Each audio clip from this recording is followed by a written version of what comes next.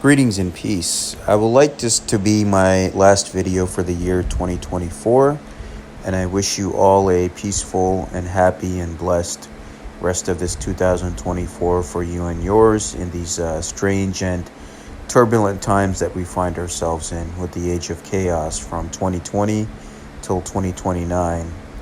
And yes, in today's video, I want to cover how to leave Freemasonry the correct way. Now, when you join, there is an aspect of a spell binding that you do to yourself, right? In the oath, without revealing anything, right? With having that proper respect, as I'm not revealing any signs, grips, passwords, or any oaths or obligations. But there is an aspect where Masons who are listening will understand. Binding myself. You know what I'm saying? So there is an aspect of yourself where you are putting yourself in a binding spell, right? With the words that you utter, words or spells. And with that, the hive mind and the egregore comes into your life. And of course, as I've addressed that, you'll start having health problems, money problems, physical problems, problems with your family. And Freemasonry as an organization, right, in the institutionalized fraternity and brotherhood, which is on its last legs in the coming era, it's infiltrated and compromised. Like, you'll have people who belong to chaos orders and other orders, and even if you don't interact with them, you're sitting in the lodge with them, and their egregores and energy will affect you. You best believe it, and your family.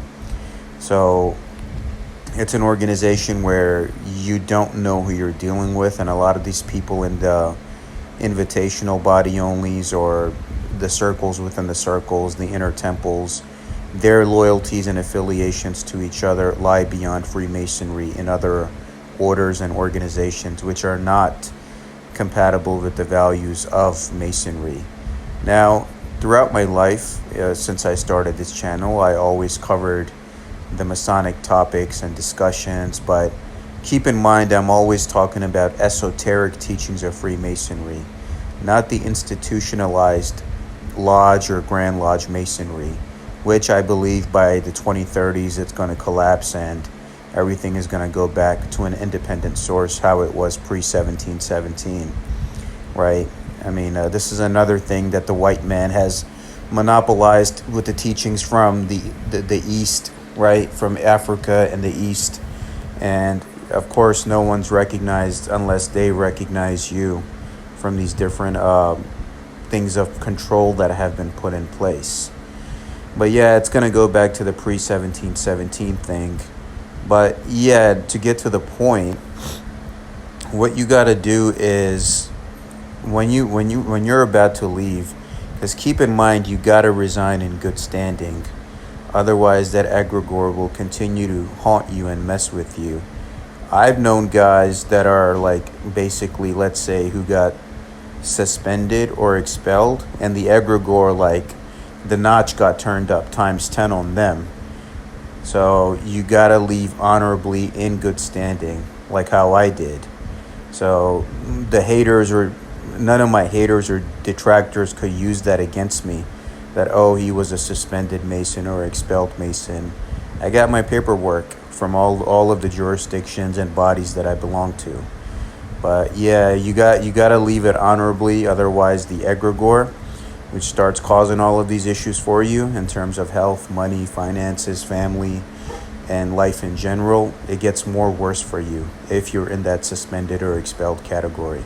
And if you feel that they're going to try to get you in some way, because keep in mind, even the story tells you that the betrayal always happens from within with the third degree, that you got people inside that will try to get you in some way.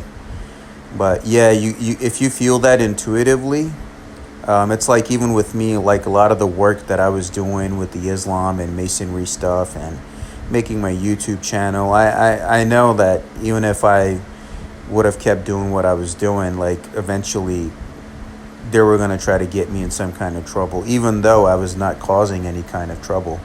It was just for the purpose of spreading light and information on subjects that the Western Masons with their own bias refuse to cover with all of the work that I've put out there.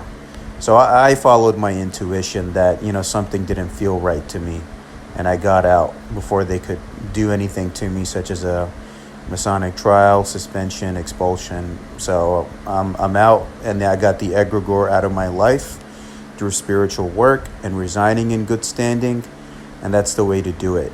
So don't let the situation get worse, and you got to get out honorably.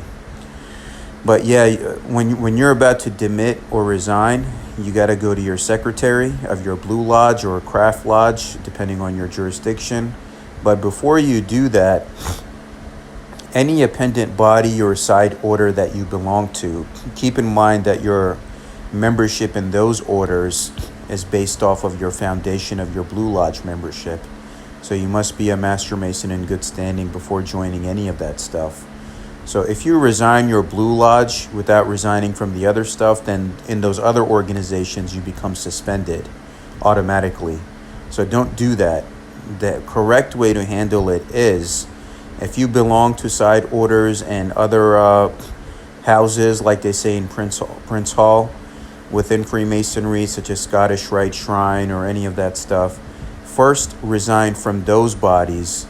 Get your demit letters of good standing from the secretary. And then once all of that is done, then the final step is to resign from your Blue Lodge. Because if you do that to the Blue Lodge first and then go to the other stuff, then the secretaries of the other organizations won't do anything for you. You'll be automatically suspended. So first, if you want to start the process, if you belong to these other houses, first go to the Scottish Rite Shrine, get all of that out of the way. And then the final step is to resign from the Blue Lodge. So that's the way to handle it. But if you belong to the Blue Lodge only, then that makes it easier for you. Then you just need your demit certificate from your Blue Lodge, and that's it. But make sure they give you that paperwork, because a lot of them, what they'll start doing is, like, when you're about to leave, they'll start acting weird and ignoring you, right? Like a cult-like mentality. They won't respond to your stuff. So in the Blue Lodge, go to your district deputy if your secretary is not cooperating with you. Go to your district deputy, go to your Grand Lodge, and have them give you that paperwork, right? And same with, let's say you're dealing with Scottish Rite or any of that other stuff. Look on the back of your Scottish Rite card. It has a membership services phone number. Call them and talk to them, and they'll make your Valley Secretary give you your demit letter if they're giving you any issues. Same with the Royal Arch. Contact the Grand High Priest. So on and so forth.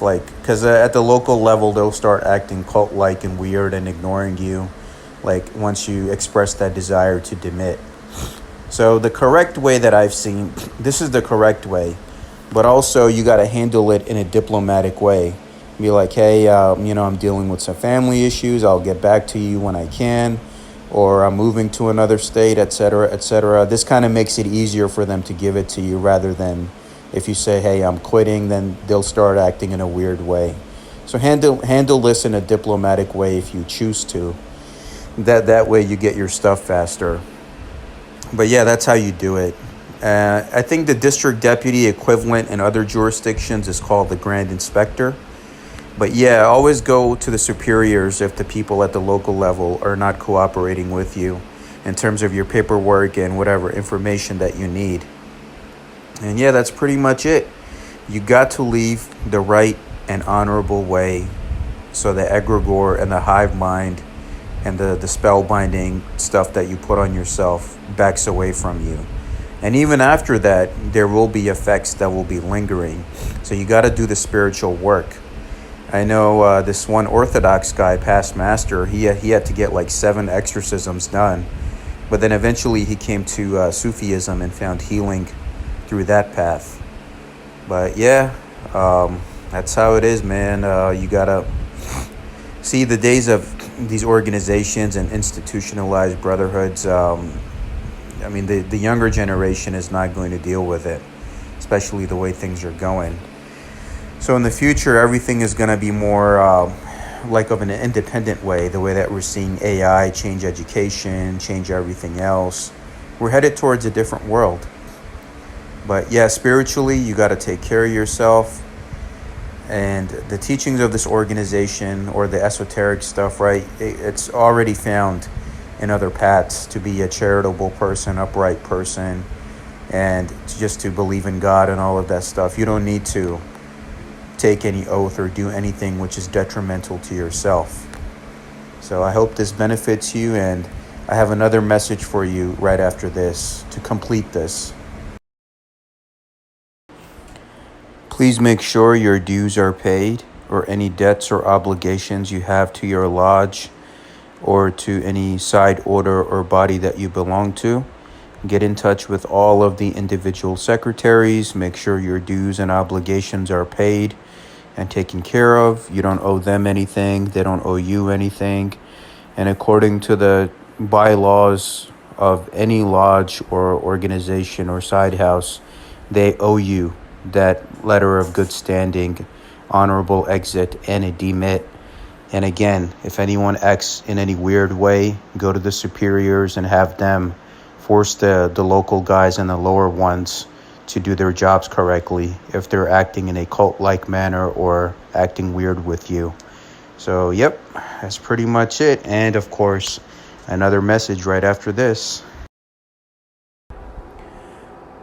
Greetings and peace. I hope you and yours are doing well today, wherever you might be watching this from. Now, this will be basically the final Masonic education video that I do in terms of addressing anything Freemasonry related, as going forward in the future, I will not be addressing Freemasonry ever again on my channel, and will make videos pertaining to Islam, spiritual topics, Sufism, and that of the sort. Now, the title of this video will be My Masonic Journey from 2016 through 2023. In 2016, when I was 23 years old, that's when I was first entered into the Brotherhood, entered, passed, and raised to the sublime degree of a Master Mason. Of course, even before that, you're first made a Mason in your heart, so that's something that no one can ever take away from me. The real initiation happens from the heart, and that's between me and Allah, the Grand Architect of the universe. And that's basically it. That's my path. Ever since high school, ever since as a child, I was always curious about the unknown. Why are we here? What happens to us after we leave? Where were we before we came here? God, life, purpose, humanity, race, religion, all of that in between. When I was in 9th grade, a great Sufi friend of mine introduced me to the concept of Freemasonry. He said, Salman, have you ever looked into Freemasonry? I said, no. And at that time, YouTube was fairly new, and I didn't know much about Freemasonry. So I started looking at all the videos, and of course the conspiracy stuff comes along with it too, and other stuff that comes along with it. So as time went on, I finished school, then the adult life came, and I went to college, worked, and managed a business and all that in between.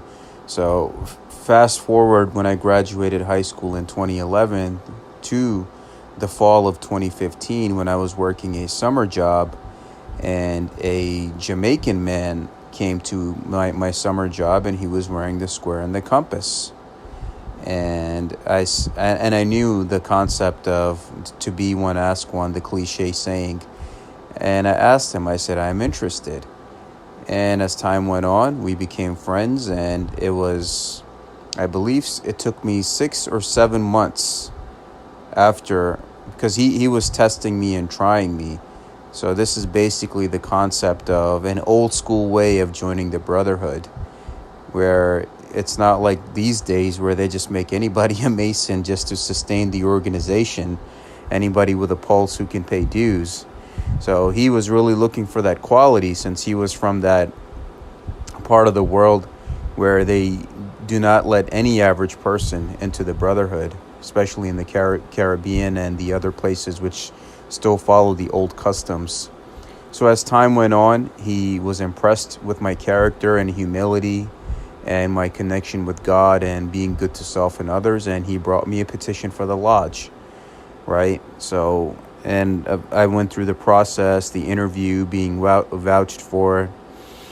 And then the time came when I was entered into the Brotherhood, into the entered apprentice degree. And when I went to the Grand Lodge that day, and keep in mind, I'm not going to mention any specific names here. So those that know my background, they already know. So there's that. So when we sat at the dinner right before the meeting happened, or the ceremony happened, I was impressed because I saw all different races and religions getting along and breaking bread together. And I thought this was that concept of brotherhood under the fatherhood of God. Then an older past master who saw my naivete told me that, hey, Sal, people are still going to be people, and to not take it literally or to take it to face. And yep, that's exactly what I did. And I was really impressed with it because I was initiated, past, and raised by a Jewish past master as a Muslim. And to see Christians, Muslims, and Jews come together, for me, this was the concept of what Islam taught me in Surah 2, verse 62, that it doesn't matter what religion you are, as long as you're a good, righteous person, then God will have mercy on you, for you and your family on the day of judgment, and in this human life. So as time went on, I started attending the meetings.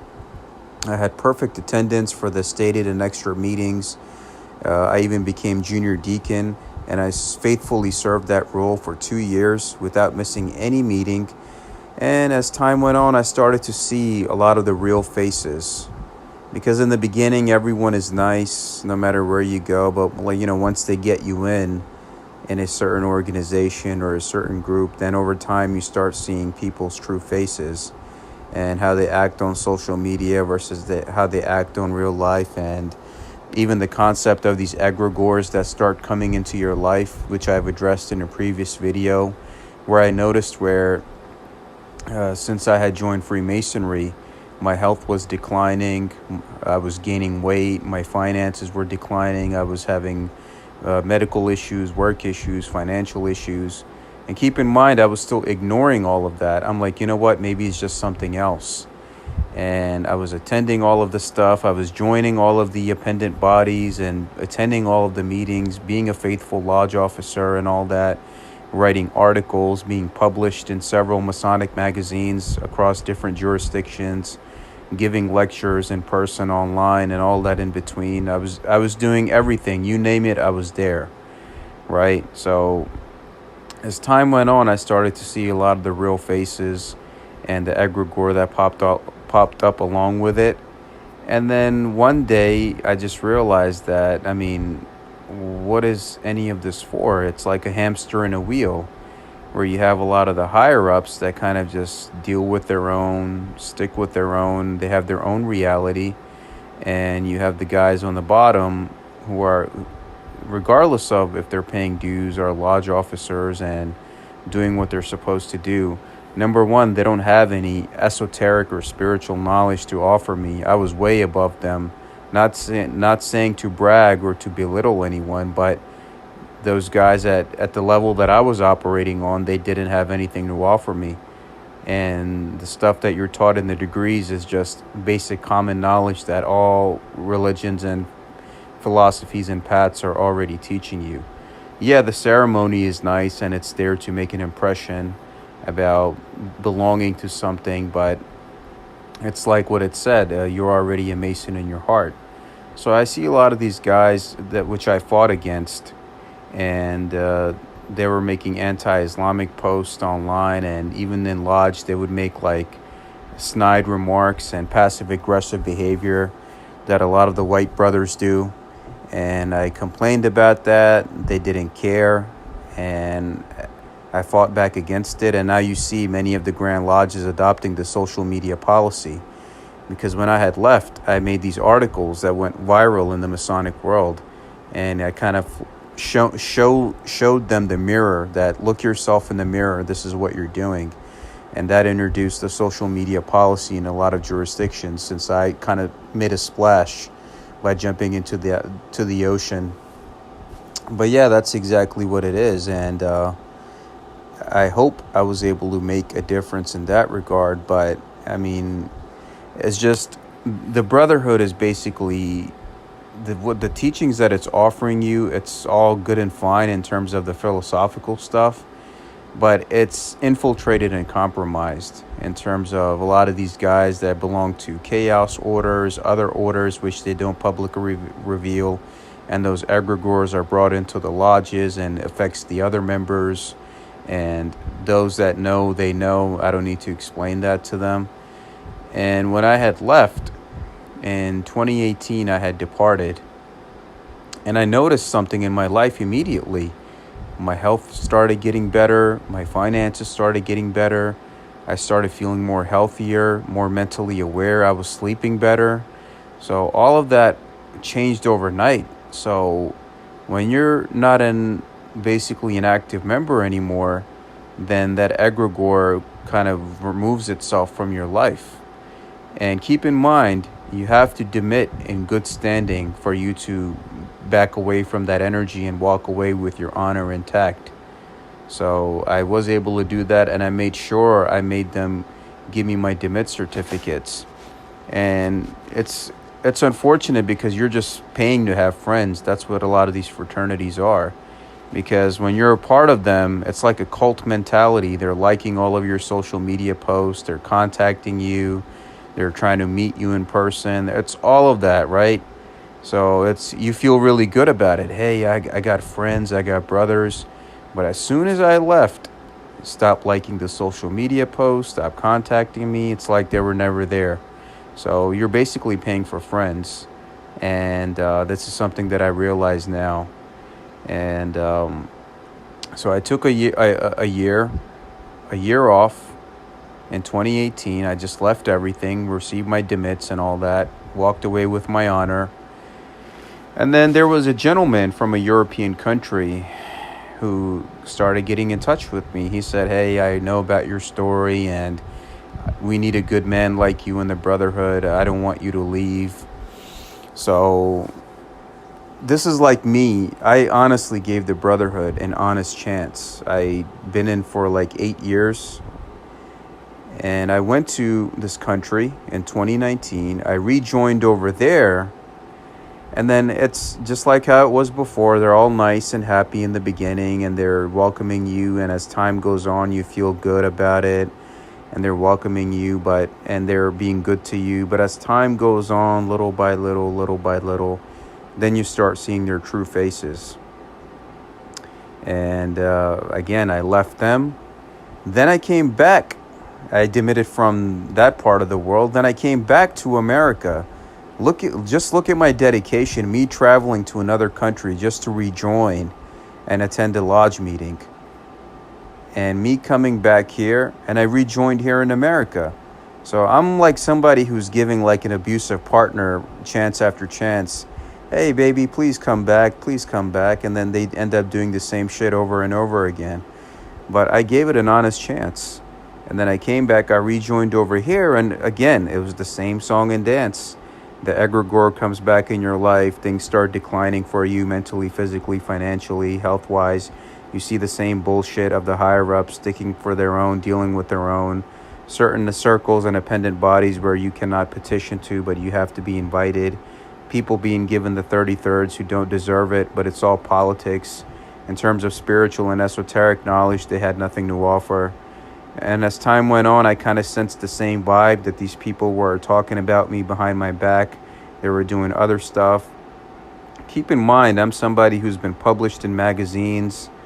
I even been on that Fox Nation interview inside the Freemasons with my YouTube and online and in-lodge presentations. I taught, educated, and gave awareness to the Freemasons. I did a lot for these guys in terms of the Masonic Brotherhood. People emailed me, so many people all over the world, hey, I petitioned the lodge because of you, and you changed my mind about this. Even with the Islamic community, these guys, unfortunately, the Western Masons were never going to talk about Islam and Masonry. Now, whoever Googles it or YouTubes it, they'll find my work. I put it out there because these guys, with their bias, they were never going to touch that.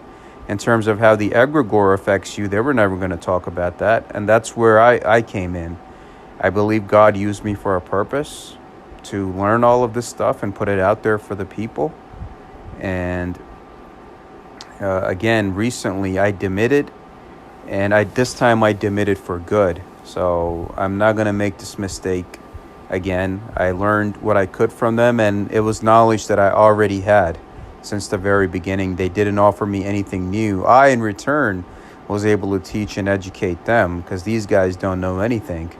It's just like any other fraternity, full of bullies and people in positions who don't deserve to be there, and you're basically paying for friends, and these guys don't want anything to do with you outside of those specific events. So it's all a kind of a deception, and this is why I say this is my final quote-unquote Masonic education video, and everything from now on will be focused strictly on Islam and Sufism and other spiritual and philosophical topics.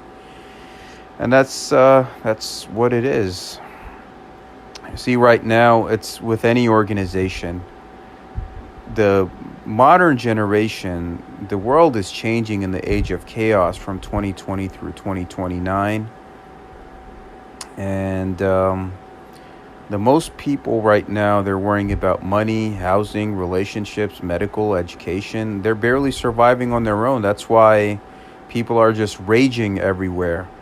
So they don't have time for any organization who's offering this kind of BS. There are good Masons too. Don't get me wrong. I'm not painting everyone with a broad brush, but it's like looking for a needle in a haystack. And that's the unfortunate truth. The young people of today, they're not going to tolerate this kind of behavior from anyone. As we see, they're quick to walk away from any job or organization which does not practice what they preach. And in terms of the Grand Lodge system in the Western world, I believe they're going to die off on their own within the next 10 to 20 years. So by the late 2030s, these guys will be out of commission, because they need members to sustain their organizations. And if people don't want nothing to do with them, especially in the online age, where you have a magnitude of knowledge just at your fingertips, with podcasts, with knowledge, and you have these other Masons now that are coming together without the approval of any Grand Lodge, who are making their own independent platforms, publishing podcasts, books, YouTube channels, and all that in between. Because the emperor, who doesn't want to change their clothes, is not giving them any freedom, and they're deciding to take that initiative into their own hands. So within the next 10 to 20 years, what's going to happen is Freemasonry is going to go back to that pre-1717 initiative, where people are going to be dealing with their own independent lodges or independent journeys without the hierarchy of anyone that's not there to serve their higher good. And most people don't want to tolerate bigoted or racist behavior, or people who are pretending to be your friends but are basically deceptive and two-faced in many ways, claiming to be good people. So, and on top of that, there's the occult concept of the egregore that comes into your life. So in terms of my journey right now as a almost 32-year-old man, I believe I've been able to contribute. I contributed a lot to this brotherhood. I gave them more than what they gave me. And I'm at that point where I believe I find it necessary to put this information out there. And that's exactly how one should do it. The concept of trusting God always, being made a Mason in your heart, and then the knowledge and the light that I have, that's something that no one can ever take away from me. And I don't need the validation or the approval of the haters, right? And I kind of been there, done that. It has nothing to offer me. I've seen it from the inside out in more than one country and jurisdiction, gave it multiple chances, explored all of the orders and lodges and bodies and all of that in between. So that's... I've seen it, and I would tell you to just establish your own personal relation with self, God, and humanity and others. You don't need to be subservient to any organization where you always have to tiptoe. Oh, I got to be careful what I do. I got to be careful what I say. If that's the case, then those are not your people. Where It's just like the hypocrisy, right? You're paying for friends as soon as you disappear. And even with good standing, then all of a sudden, it's like a very cultish kind of mentality. Everything just goes blank, right? No likes, no messages. It's like they never existed in the first place.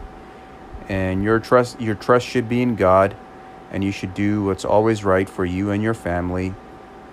And right now I'm recovering from the egregore, where my health is getting back in order, my finances are getting back in order, and I'm just recovering slowly. And I've did some spiritual work as well to banish all of the egregores from my life, and I'm doing much better in my life. And I hope this video serves as an education and as a warning to people that you learn from my experiences. And I hope the light and knowledge that I've been able to give you has helped you in your life. Again, Freemasonry, in terms of its philosophical concepts about being good, upright, connecting with God, loving each other, regardless of race or religion, that's already taught in other philosophies and religions which predate Freemasonry. So it's not like they're giving you anything special or exclusive. And with the way the condition of the world is today, an organization like that to exist, who claim to be all good and holier than thou and helping people and helping the world, why is there still human suffering? So think about that. The real change starts with you. And a lot of these organizations are infiltrated by people who don't belong there in the first place. And this is what George Washington complained about as well. And I believe within the next 10 to 20 years, it's going to return to that pre-1717 form, as everything will die out on its own to make change for the new world and the new age that lays ahead in terms of AI, technology, the internet, and so on and so forth. So to keep my video short and to the point within the 20-minute time frame, I hope you benefited. And again, I won't ever address Freemasonry again on this channel ever again. And I hope you benefited. Those that are watching my channel or stuck by me that are Masons, I hope you understand where I'm coming from. And I hope you continue to stick by me in what I offer in the future. Thank you. And I wish you and yours a wonderful rest of the summer ahead.